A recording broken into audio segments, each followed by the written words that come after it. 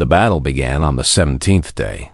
One day earlier than predicted, Yoon Seok watched from the command ship Eternal Vigilance, a massive human vessel that served as Admiral Beek's mobile headquarters. The Kovathi fleet emerged from faster-than-light travel in a formation that spoke of absolute confidence. 300 warships, each one larger than anything the collective had ever built, arranged in a pattern designed to intimidate as much as to fight. They are broadcasting again. A human officer reported from his station. Put it through. Admiral Beek ordered. A harsh voice filled the command center. Speaking in translated Galactic Common, "Surrender your territories and submit to Kovathi rule," the voice demanded. "Resistance will result in complete annihilation. As your outposts have already learned." Admiral Beek did not respond immediately. Instead, she walked to the main viewing screen and studied the enemy formation with calm interest. "They have positioned their heaviest ships at the front," she observed. "They expect us to break against their armor and flee. Standard intimidation tactics," her second-in-command agreed. "They have probably never faced an enemy that did not run." Admiral Beek turned to the communications officer. "Open a channel to the Kovathi fleet." "Channel open." "Admiral." She straightened her uniform and spoke in a clear, steady voice. "Kovathi Dominion. This is Admiral Beek Yoonji of the United Human Forces, and I am offering you one chance to withdraw from collective space." Laughter came through the channel, multiple Kovathi voices finding her words amusing. "You offer us a chance to withdraw," the harsh voice replied. "Your species is one of the weakest in this pathetic collective, and your ships are outnumbered and outgunned." "Perhaps," Admiral Beek acknowledged, "but you should know something about humans before you make your decision." "And what is that?" "We do not know how to surrender." She cut the channel and turned to her officers. "All ships, execute Protocol Sunrise." Yoon Seok watched as the human fleet transformed before her eyes. Ships that had looked like ordinary military vessels revealed hidden weapon systems, extending gun ports and missile bays that had been concealed behind civilian-grade hull plating. The collective ships that had joined the human fleet struggled to keep formation, their crews unfamiliar with real combat, but the humans moved around them with practiced precision. "The Kovathi are advancing," an officer reported. "Let them come," Admiral Beek replied, "and deploy the Cheon formation." Yoon Seok recognized the name from her research. The Cheon formation was named after an ancient human military commander who had developed tactics for defeating larger forces through mobility and misdirection. The human ships spread out in a pattern that looked chaotic but was actually designed to draw the enemy into a carefully constructed trap. The Kovathi took the bait there. Heavy warships pushed forward, confident in their superior armor and firepower, while their lighter ships fell behind. The first phase of the battle was brutal. Human ships took damage, and some were destroyed outright as the Kovathi weapons tore through shields and hull plating. But the humans did not break formation. They absorbed the punishment and continued drawing the enemy deeper into their trap. Phase 2. Admiral Beek ordered from hidden positions throughout the system. Hundreds of additional human ships emerged. These were the converted civilian vessels, the cargo haulers and mining ships that had been transformed into weapons of war. They struck the Kovathi flanks with devastating precision, targeting engines and weapon systems rather than trying to destroy the foe that destroy the heavily armored hulls. The Kovathi formation shattered. What had been an organized advance became a chaotic mess of individual ships fighting for survival. The heavy warships that had led the charge now found themselves surrounded, their lighter support ships too far away to help. "They are attempting to regroup," an officer reported. "Do not let them," Admiral Beek replied. "All ships, engage at will."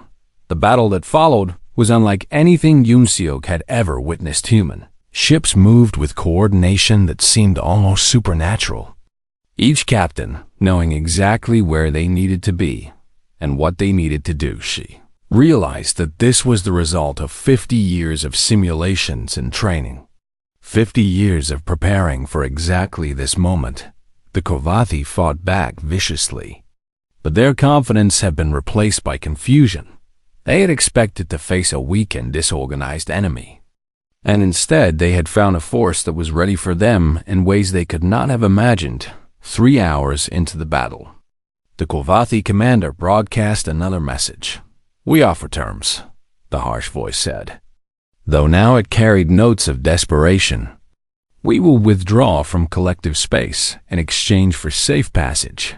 Admiral Beak considered the offer for a long moment. "Your terms are accepted," she finally replied. "Withdraw immediately and do not return." The Kovathi retreat was not orderly. Ships fled in every direction, some jumping to faster than light travel without waiting for their companions. Of the 300 warships that had entered the system, fewer than 100 escaped. The rest floated dead in space, their crews defeated or destroyed when the last Kovathi ship disappeared from sensors. A cheer rose from the collective vessels that had participated in the battle. They had won. Though most of them had contributed little to the actual fighting, Admiral Beak did not celebrate. Instead, she ordered her ships to begin rescue operations, searching for survivors among the wreckage on both sides. "We do not leave anyone to die in the void," she explained to Yunseok, who had approached her on the command deck. "Not even our enemies. The Kovathi would not have done the same for you." "No," Admiral Beak agreed. "But we are not the Kovathi." In the days that followed, the Galactic Collective struggled to process what had happened. The species that they had dismissed as peaceful and tamed had revealed themselves to be the most formidable military force in known space emergency. Sessions were called, debates were held, and some representatives expressed concern about humanity's hidden capabilities. But the fear was tempered by gratitude. Humanity had saved them when they could not save themselves, and that counted for something, even among the most suspicious species. Yunseok spent those days composing her final observation report. She wrote about everything she had learned: the human memorials, the quiet doctrine, the generations of preparation that had led to this moment. "Humanity is not dangerous because they are violent," she wrote.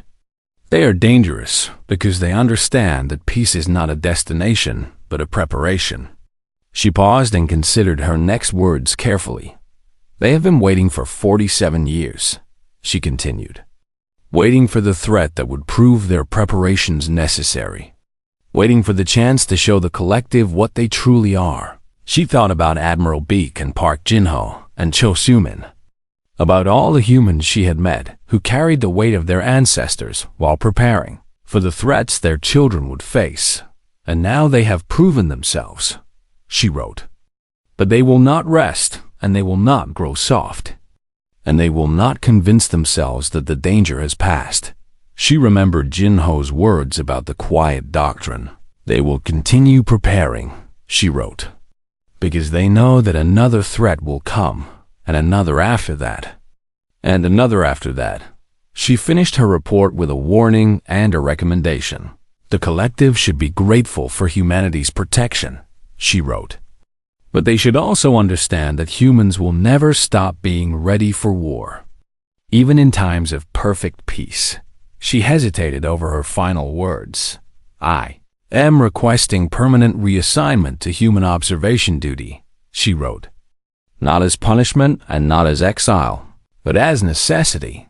She looked out at the stars and thought about the vast darkness that separated civilizations, the unknown threats that lurked in regions not yet explored, the inevitable conflicts that would come no matter how fervently anyone wished for eternal peace. Someone must watch the species that watches everything else, she concluded. She submitted the report and returned to her observation station, ready to continue her vigil over a species that had taught her what peace truly cost. The humans were already back to their routines, training the next generation, running simulations, building redundancies into systems that most species would consider safe enough. They were preparing for the next threat, whatever it might be, and Yun Seok found herself hoping that when that threat arrived, as it inevitably would, humanity would be ready once again, because if there was one thing she had learned from her time among the humans, it was this: peace was precious, but it was also fragile, and the only way to protect it was to never stop being ready to fight for it. The humans understood this truth in their bones, and now, so did she. The Galactic Collective Emergency Council chamber descended into chaos within minutes of the announcement. Yun Seok watched from an observation gallery as representatives from 100 species shouted over each other, their voices blending into a wall of panic and confusion. The hostile fleet called themselves the Corvati Dominion, and they had come from beyond the mapped regions of space. Their ships were massive, their weapons were powerful, and their intentions were unmistakably hostile. 3 outposts destroyed meant thousands dead, and no meaningful resistance offered. "We must negotiate," the Volanthi representative called out. "Perhaps they can be reasoned with.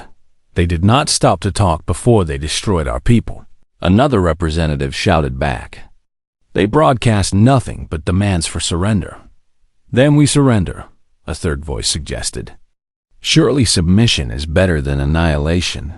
Yun Seok felt sick watching her fellow Volanthi suggest capitulation so quickly. She thought about the human memorials she had visited, the billions of names carved into stone, and she wondered how many more names would need to be carved if the collective simply gave up. The chamber doors opened, and the room fell silent. Admiral B. Kyunji walked in with measured steps, her uniform crisp and her expression calm. She was flanked by 2 human officers who moved with the quiet confidence of predators entering unfamiliar territory.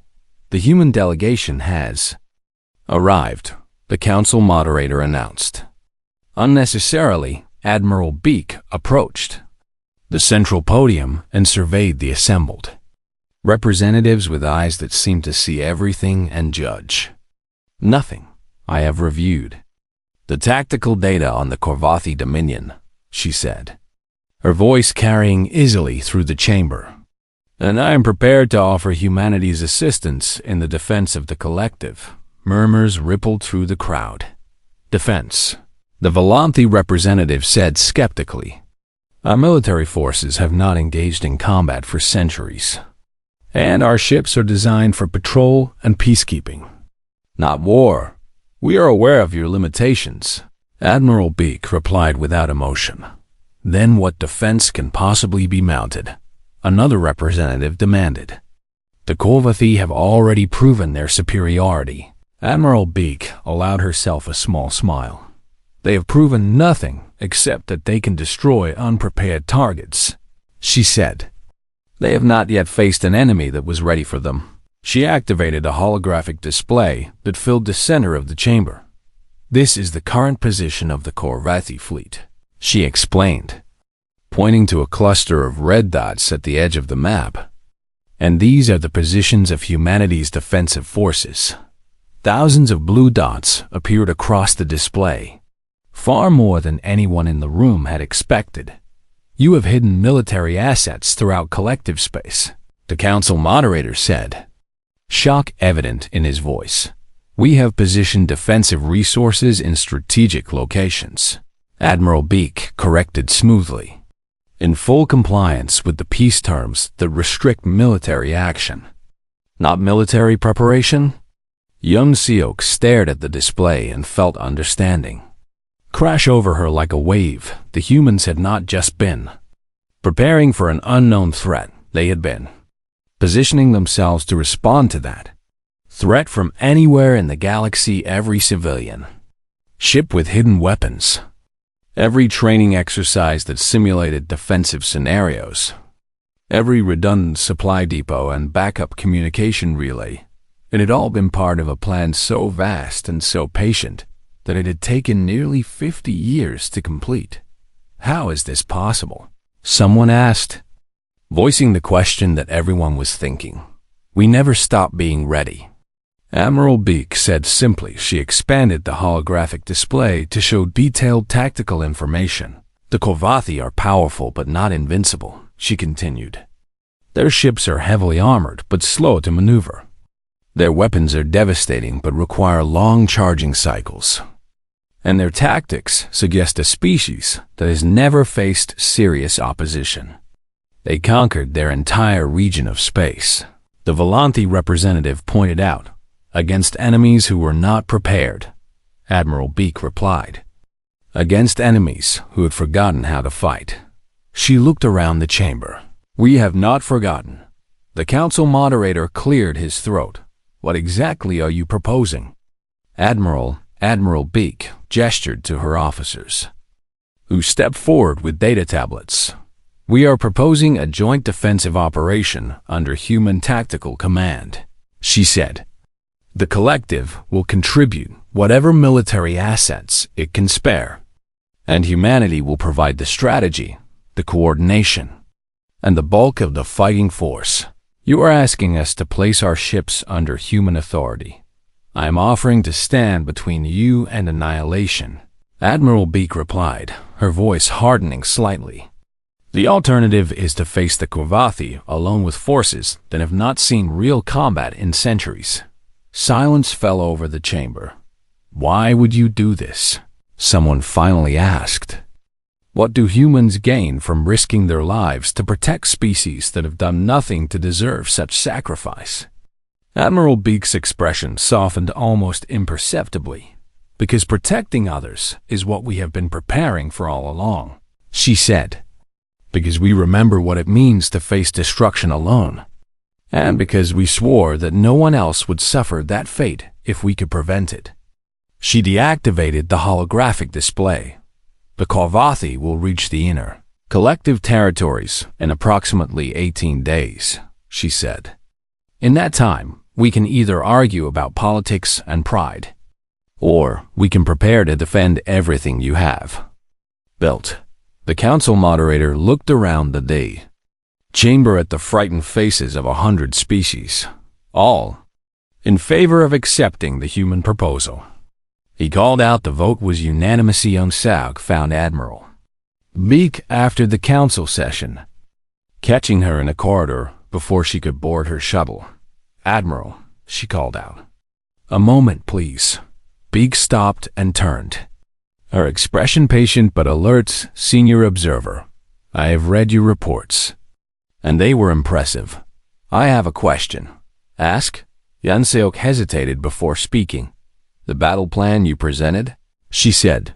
It was not improvised. Was it? No. You have been planning for something like this for years. We have been planning for every possible threat for nearly 50 years, Admiral Beak confirmed. The Korvathi are simply the threat that materialized. How did you know something would come? The Admiral looked at her with an expression that might have been sadness or might have been resignation. Because something always comes, she said. History has taught us that peace never lasts forever, no matter how much we wish otherwise. She began walking toward her shuttle, and Yanseok fell into step beside her. The other species think you are being noble, Yanseok said. They think you are sacrificing yourselves out of pure altruism. And what do you think? Observer. Yanseok considered her answer carefully. I think you are being practical, she said finally. I think you know that a strong collective is better for humanity than a destroyed one. And I think you have been waiting for an opportunity to prove your value to species that have dismissed you as violent primitives. Admiral Beak stopped at the shuttle door and turned to face her. You are not wrong, she admitted. But you are also not entirely right. Then help me understand. The Admiral was silent for a long moment. We do gain from protecting the collective, she said. But that is not why we do it. Then why? Because 47 years ago, when we first joined the collective, we were alone and afraid and surrounded by species who looked at us with suspicion and contempt. She looked up at the stars, visible through the station windows. We promised ourselves that we would become so strong that we would never need to fear again. She continued, and we promised ourselves that we would use that strength to protect anyone who could not protect themselves, even species that do not deserve protection, especially them, Admiral Beak said, because we remember being the species that no one thought was worth saving. She stepped into the shuttle, watched the battle. Observer, she called back, and then tell the collective what humans are truly capable of. The shuttle doors closed, and Yun Seok was left standing alone with a growing certainty that she was about to witness something that would change the galaxy forever. Yun Seok requested permission to visit Earth in person, and the humans granted it without hesitation. This surprised her more than she wanted to admit. Most species restricted access to their homeworlds, especially to observers whose entire purpose was to report on potential threats, but humans seemed almost eager to show her what they had built. A transport carried her through the human solar system, and she pressed her face against the viewing port like a child seeing stars for the first time. She counted 17 defensive platforms hidden among the asteroids, each one disguised as a mining station, but armed with enough firepower to destroy a fleet. The platforms did not appear on any official registry when the transport descended through Earth's atmosphere. Yun Seok saw a world that looked nothing like the violent wasteland she had expected from humanity's history. Green forests stretched across continents, and blue oceans sparkled under a yellow sun. Cities rose from the landscape in elegant spirals of glass and metal, and she could see parks and gardens woven between the towers. A human historian named Cho Su-min met her at the landing pad. He was young by human standards, perhaps 40 years old, with kind eyes and a warm smile that seemed genuine. "Senior observer," he said, extending his hand in the human greeting gesture. "Welcome to Earth." Yun Seok had studied human customs enough to know that she should grasp his hand briefly, and she did so with only slight awkwardness. "Thank you for agreeing to guide me," she said. "It is an honor," Su-min replied. "Not many outsiders take the time to understand who we truly are." He led her to a ground vehicle that hummed quietly as it lifted from the pad. "I have prepared an itinerary based on your reports," he explained. "You want to understand why we prepare so diligently for conflicts that may never come?" "Yes." "Then we must start at the beginning." The vehicle carried them to a vast memorial complex on the outskirts of a city called Soulstone. Walls stretched in every direction, and Yun Seok realized that names had been carved into every surface. Millions of names, billions perhaps, covering the walls like an endless whisper of the dead. "This is the Wall of Remembrance," Su-min said softly. "Every name represents a human who died in the conflicts before first contact." Yun Seok walked along the wall, her fingers brushing against the carved letters. "How many?" 7 billion. 400 million and change, Su-min replied. "We stopped counting the exact number because it became too painful." He stopped beside a section of wall that looked newer than the rest. "These names were added after we discovered bodies in mass graves that had been hidden for centuries," he explained. "We are still finding them." Yun Seok felt something shift inside her chest, an emotion her species rarely experienced. "You remember all of them?" "We try," Su-min said. "Every year volunteers come here to read the names aloud, and it takes 11 months of continuous reading to get through them all." He looked at her with an expression she could not quite decipher, and then they start again. The next stop was an underground facility that Su-min called the Last Lesson. Archive security was heavy, but not hostile, and the guards waved them through after scanning their credentials inside. Row after row of storage units stretched into the distance, each one containing recordings from human conflicts. "Every battle," Su-min explained. "Every massacre, every moment of cruelty, and every act of heroism. We preserved it all. Why? So the future generations will understand the cost of being unprepared." He led her to a viewing room and activated one of the Rikadingzian Siok, watched as a human city burned. Its buildings collapsing while people ran screaming through the Thalais streets. The recording was from the perspective of a soldier who was trying to evacuate civilians while enemy forces closed in around them. This was the fall of Singapore, Sumin said quietly. The defenders held out for 8 days against an enemy that outnumbered them 10-1. They lost. They lost, Sumin confirmed. But they bought time for others to escape. And that is why we remember them. The recording ended with the soldier looking directly into the camera and speaking words in a language Yun Seok did not recognize. What did he say? He said, "Tell them we tried. And tell them to be ready next time." Sumin deactivated the display. Every human child watches these recordings before they reach adulthood, he said. We do not do this to frighten them, but to teach them. What lesson do they learn? That peace is not a gift, Sumin replied. It is a responsibility. They spent the rest of the day touring other memorial sites, each one dedicated to a different conflict, each one carrying the weight of lives lost and lessons learned. By the time evening fell, Yun Seok felt exhausted in a way that had nothing to do with physical effort. Sumin took her to a quiet garden where they sat beside a small pond filled with colorful fish. You have questions, he said. Many. Ask the one that troubles you most. Yun Seok considered her words carefully before speaking. Other species in the collective grow soft during peace, she said. Their warrior traditions fade, their preparedness declines, and they convince themselves that the universe has become safe. Yes, why do humans not do this? Sumin watched the fish swim in lazy circles. Because we cannot, he said finally. Something in our nature refuses to let us forget. That seems like a curse as much as a blessing.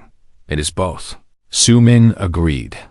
We carry our dead with us everywhere we go, and their weight never grows lighter.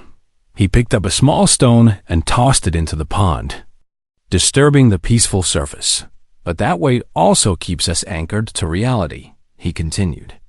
It reminds us that the universe does not care about our hopes or our dreams or our desperate wishes for safety.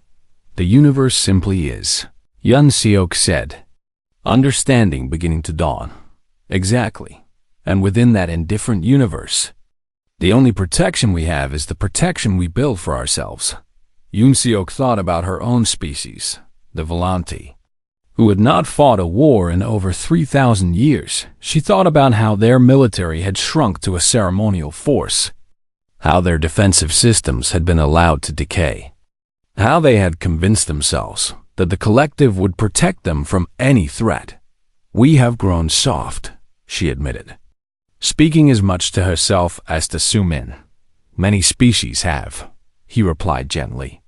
But it is not too late to remember what your ancestors knew. And if we cannot remember, Sumin looked at her with something that might have been compassion, then we will remember for you, he said.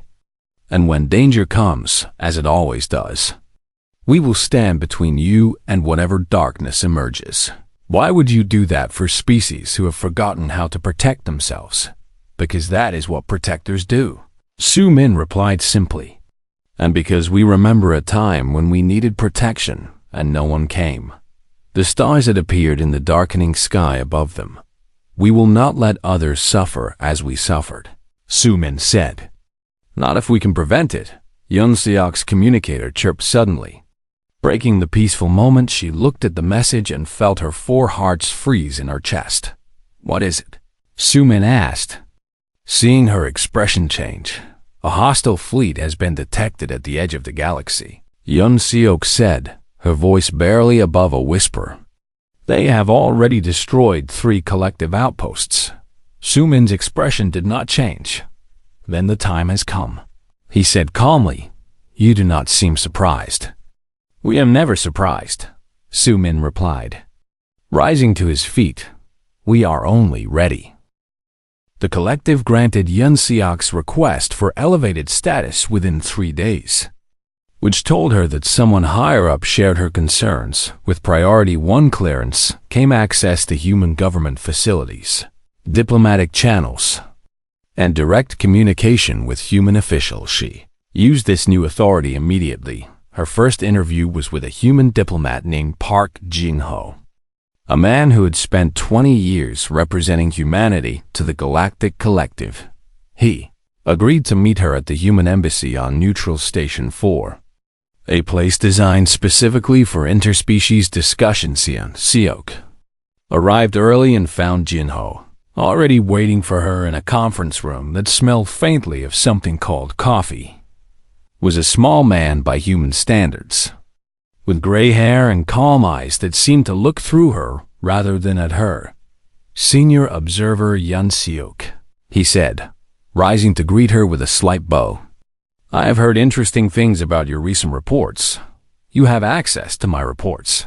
We have access to many things," Jin-ho said with a smile that did not quite reach his eyes. "Please, sit." Yun Seok settled into a chair designed for species with different body structures, and it creaked under her weight. "I want to understand human preparedness," she said, deciding that directness would serve her best. "Your civilization appears peaceful, but the data suggests otherwise." Jin-ho nodded slowly, as if he had expected this question. "We are peaceful," he said. "We have not fired a weapon in anger for 47 years. Yet you train your children for combat and build hidden weapons into civilian ships." Yes, the simple admission surprised her. "You do not deny it." "Why would we deny what is obvious to anyone who looks closely enough?" Jin-ho replied. "We assumed the collective would notice eventually." He poured himself a cup of the dark liquid called coffee and took a slow sip before continuing. "Tell me, Observer, how much do you know about human history before first contact?" "I know you were at war constantly," Yun Seok said. "Your records show over 200 years of continuous conflict." "That is correct. But those records do not tell the full story." Jin-ho set down his cup and folded his hands on the table. "Before those 200 years, there was a period of relative peace that lasted nearly 8 decades, and during that time, humans convinced themselves that war was a thing of the past. What happened? We forgot." Jin-ho said simply, "We let our military shrink. Our weapons grow old, and our people grow soft. And when the next war came, we were not ready." His calm expression did not change, but Yun Seok sensed deep pain beneath his words. "Billions died in the first months alone," he continued. "Not because our enemies were so powerful, but because we had convinced ourselves that enemies no longer existed, and you learned from this. We swore we would never forget again." Jin-ho leaned forward slightly. "The collective forced peace terms on us when we joined, and we accepted those terms because we had no choice. But the collective cannot force us to become weak. Some would call your preparations a violation of those peace terms," Yun Seok pointed out. "Perhaps. But we have not attacked anyone, and we have not threatened anyone. And we have obeyed every law the collective has placed upon us." He smiled again. "And this time, there was something almost friendly in it. We simply refuse to forget what peace costs when it is not protected."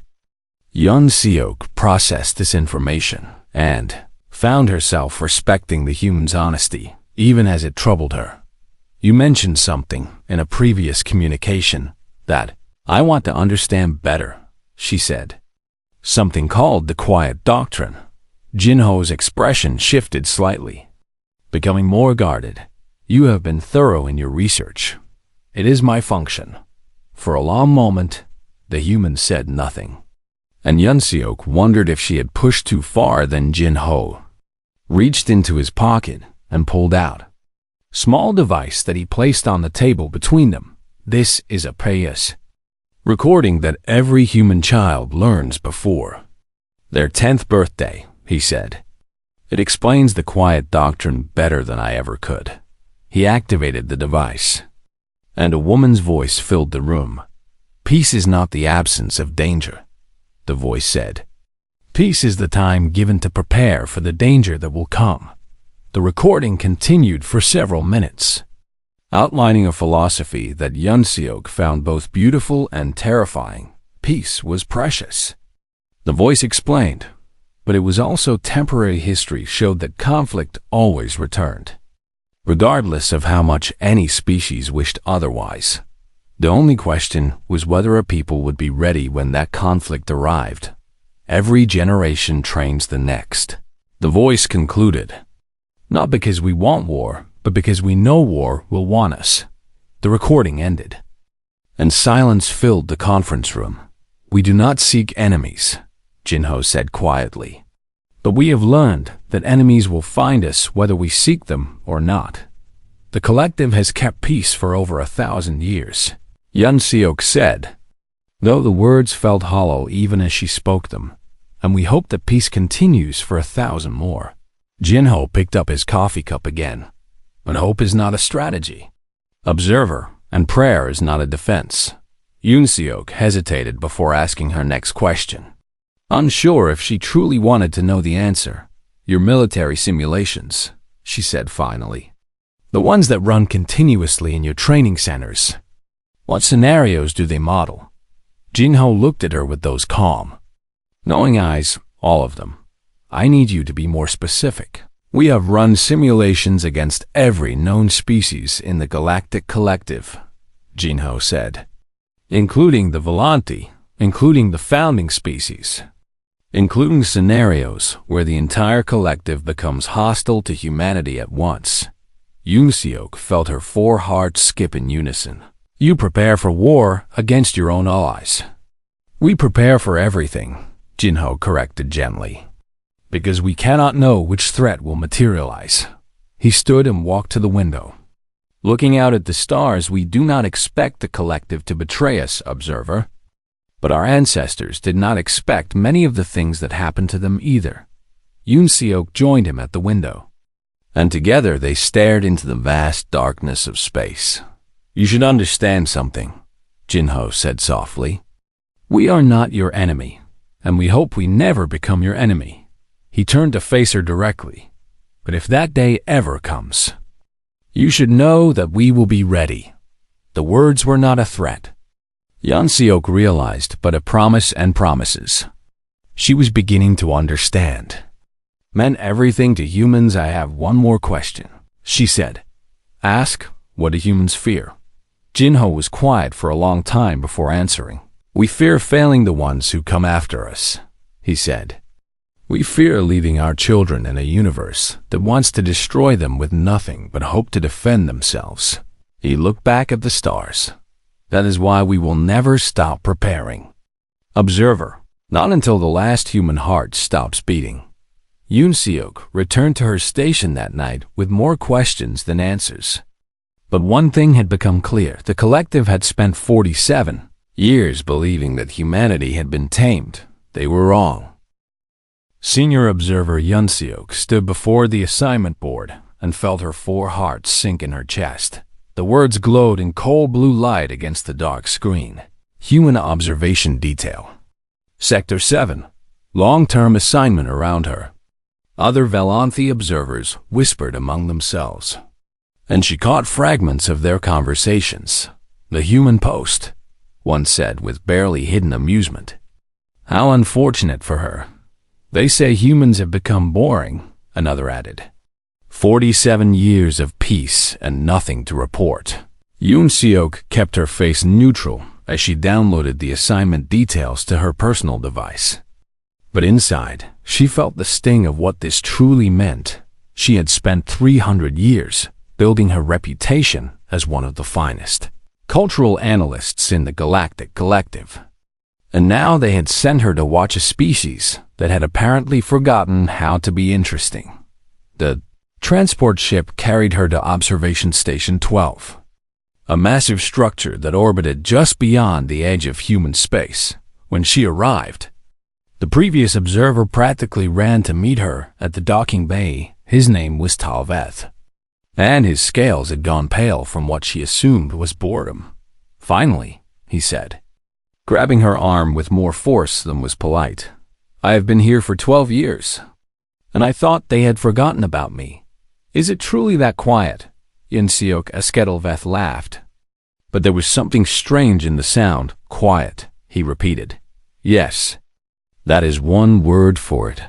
He led her through the station corridors to the main observation center, where dozens of screens displayed feeds from human cities, ships, and colonies. "They wake, they work, they sleep," Talveth said, waving a dismissive hand at the screens. "They have art festivals and sporting events and political debates that go nowhere. No conflicts at all. The collective forced peace terms on them when they joined us 47 years ago," Talveth explained. They were not given a choice.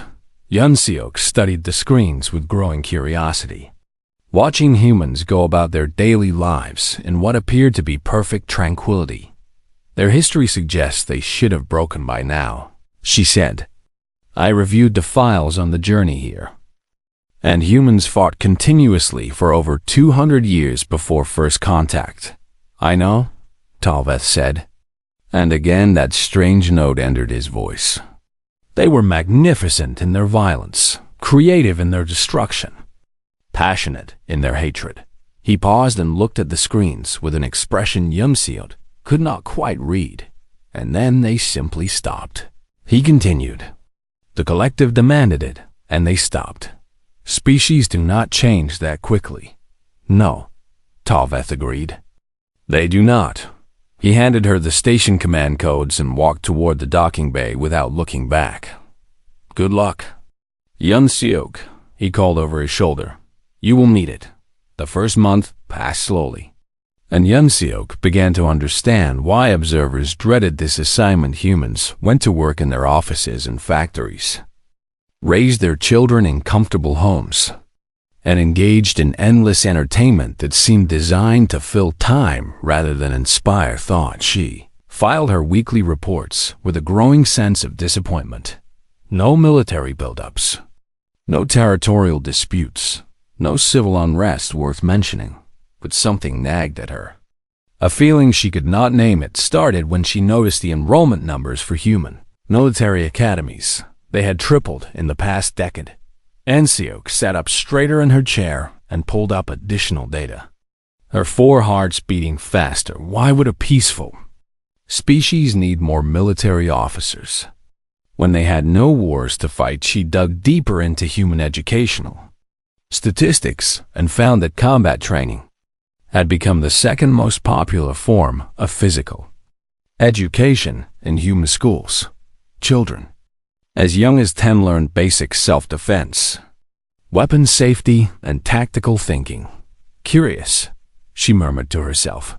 The more she searched, the more oddities she discovered. Human cities had redundant power systems, backup water supplies, and emergency food stores that could sustain populations for years. Every major population center had underground shelters capable of holding millions of people. Their civilian transportation network could be converted to military logistics within hours, according to design specifications that were freely available to any citizen who wanted to read them. Yunseok contacted Collective Command and requested access to classified human infrastructure files. The request bounced through bureaucratic channels for 2 weeks before someone finally approved it. When the files arrived, she spent 3 days reading without sleep. Human shipyards produced civilian vessels at an impressive rate. Cargo haulers and passenger liners and mining ships that spread throughout their territory and beyond.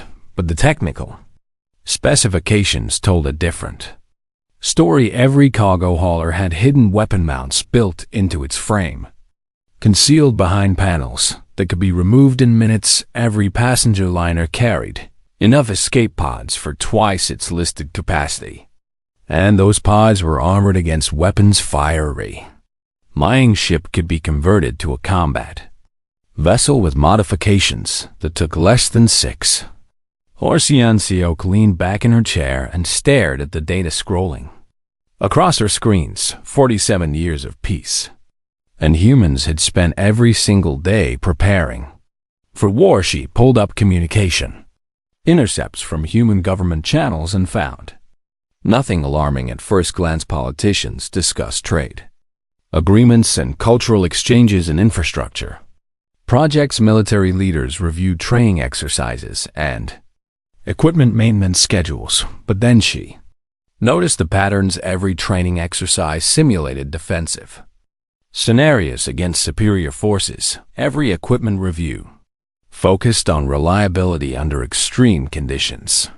Every infrastructure project prioritized redundancy and resilience over efficiency, and Seok opened a channel to collective intelligence and requested historical data on other species that had been forced into peace. The results made her scales go cold. Most species showed gradual military decline within a decade of enforced peace, their warrior traditions fading as new generations grew up without conflicts. Some species experienced social upheaval as former soldiers struggled to find purpose in civilian life. A few species had collapsed entirely, their cultures unable to adapt to a world without enemies. Humans had done none of these things. Instead, they had quietly transformed their entire civilization into something that looked peaceful on the surface but hummed with potential energy beneath. They had not abandoned their warrior traditions, but had instead woven them into every aspect of daily life. Every human child learned to fight.